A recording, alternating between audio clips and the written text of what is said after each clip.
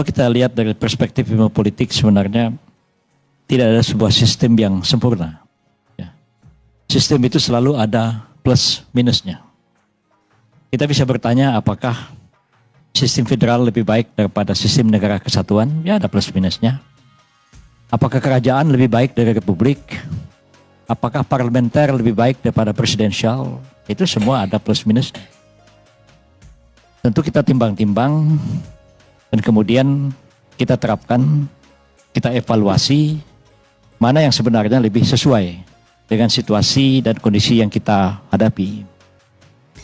Kita pernah jadi negara kesatuan, pernah jadi negara serikat, balik lagi negara kesatuan. Kita pernah presidensial, parlementer, balik lagi presidensial, balik lagi parlementer, balik lagi presidensial.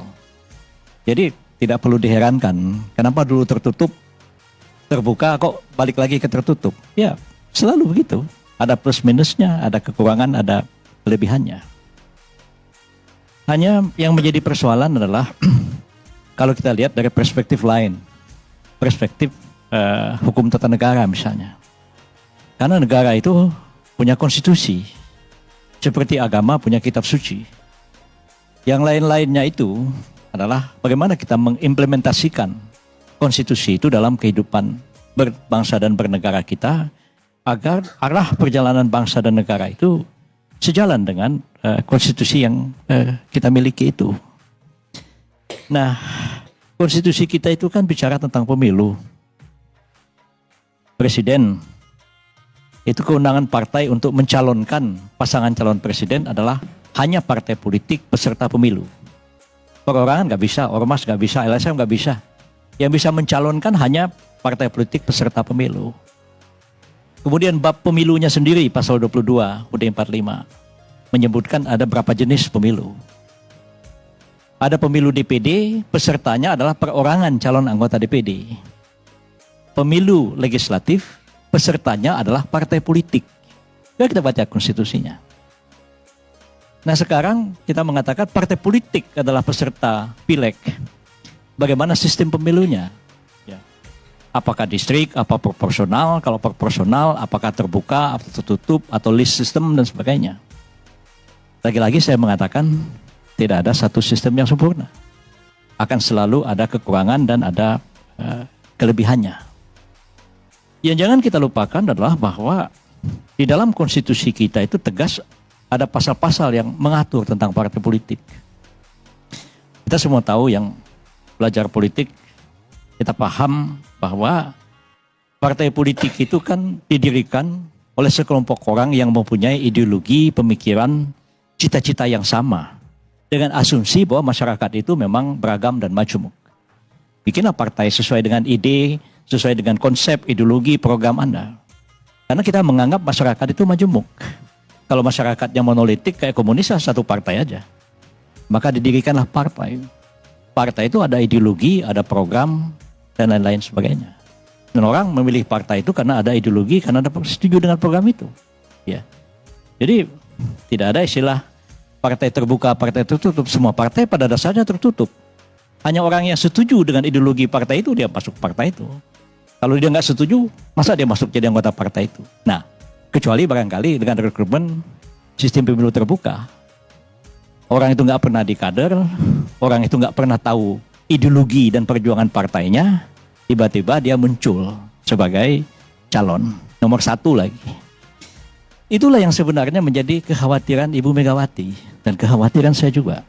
Ya. Bu Mega itu ketua PDIP, anak biologis dan anak ideologisnya Bung Karno. Saya anak ideologisnya Muhammad Natsir. Saya bukan anak biologis Muhammad Natsir, tapi anak ideologis ya. 18 tahun saya bekerja dalam satu ruangan dengan Muhammad Natsir, Syafruddin Prawira Negara, dan Burhanuddin Harahap. 3 orang tokoh masyhuri dan 3-tiganya Perdana Menteri. Paham betul saya dengan pikiran-pikiran orang-orang itu. Jadi kenapa dari dulu saya PBB walaupun partainya kecil, tetap aja saya PBB. Saya nggak pernah pindah ke partai lain, ditawarin sering, saya nggak mau. Ya, karena partai itu ada ideologinya, ada programnya. Tidak mungkin saya disuruh masuk ke partai yang lain. Ya, ambil satu contoh satu ketika almarhum Pak Nurholis Majid mengatakan kepada saya, Del, Gimana kalau Yusril masuk PDIP waktu itu, masuk PDI apalah begitu. Jadi saya bilang, Pak Nurholis, kalau tiba-tiba saya masuk PDIP, jangankan orang lain yang heran, saya sendiri pun bisa heran sama diri saya sendiri. Lah ini kok anak Masyumi, dididik tokoh-tokoh Masyumi, kok tiba-tiba jadi PNI? Rasanya nggak mungkin saya masuk PDIP. Nggak mungkin juga Bu Megawati terus masuk PBB, kan nggak mungkin. Jadi ada ideologinya, ada pikirannya. Ya bahwa orang pindah-pindah partai ya itu urusan pribadi dia. Ya. Tapi saya melihat partai itu ada ideologi, ada pokok-pokok pikirannya. Bu Megawati sangat prihatin dengan hal ini. Ya, partai itu kan didirikan karena ada ideologi, ada cita-cita. Lantas partai itu berjuang untuk membangun bangsa dan negaranya. Orang-orangnya dididik, dikader, berjuang untuk partai itu, untuk membesarkan bangsa dan negaranya pada akhirnya. Nah kalau sistemnya itu terbuka, nah, kebaikannya tadi sudah dikemukakan oleh Pak Andi, oleh Pak Effendi Hoeri, ya, kebaikannya, kritik akademiknya sudah disampaikan Bu Siti Zuhro. Tapi sisi negatifnya adalah bahwa partai itu bisa dikooptasi oleh orang-orang yang tidak mengerti ideologi dan tidak mengerti program-program partainya. Dimasukin rame-rame, lalu partai itu nggak bisa berbuat apa-apa, ya. Anggotanya di DPR ngomong maunya sendiri, enaknya sendiri.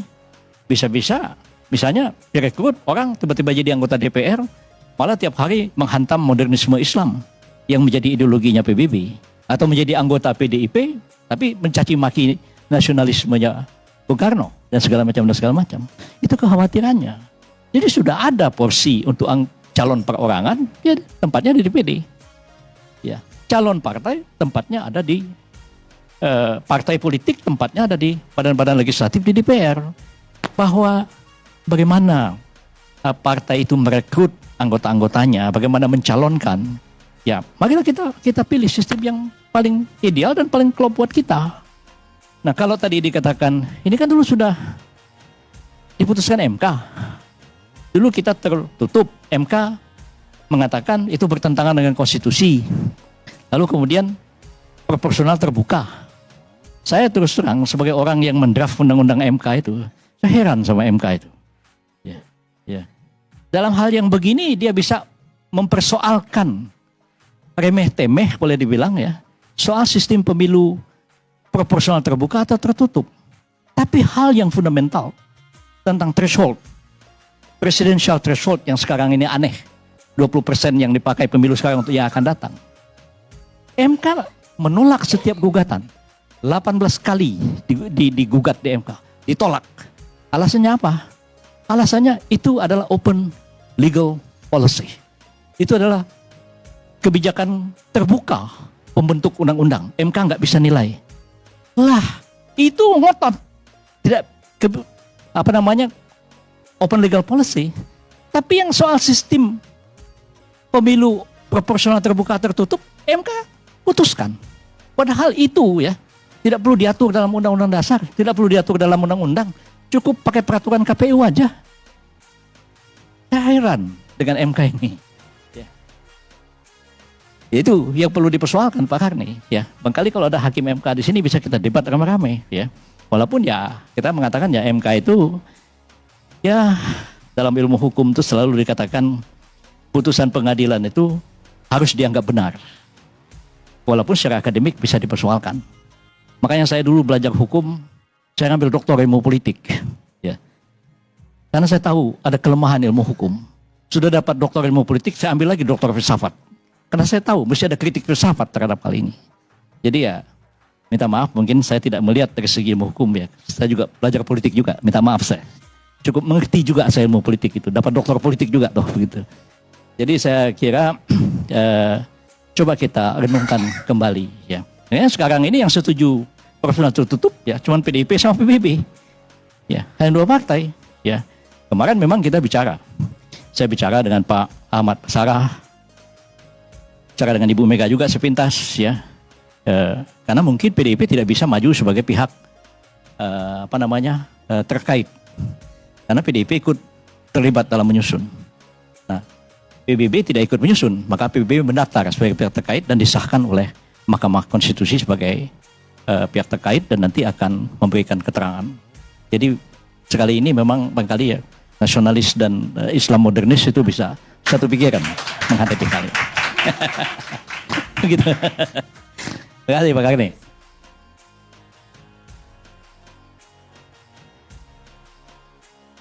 Kalau di konstituante begitu, nggak lama banget putusan konstituante. Sampai keluar dekret. Ya, itu kan soal lain lah itu. Tapi keterwakilan ya daerah di tertutup itu ya hampir tidak terlihat karena dia menentukan pusat. Dan kalau terbuka kan bisa caleg-caleg itu dari wilayah masing-masing muncul, calon-calon baru muncul. Beda dengan tertutup. Iya memang saya katakan tadi ya, segala sesuatu ada plus minusnya. Ya. Jadi yang saya nggak akan bicara plusnya lagi karena sudah Pak Andi sama Pak Effendi Hori sama, ya. Tapi sistem itu selalu berubah-ubah, ya. Banyak orang mengatakan pada saya, oh kita menghormati dan sangat menghormati almarhum Muhammad Natsir karena beliaulah yang mengembalikan Indonesia kepada negara kesatuan, sistem negara musik integral.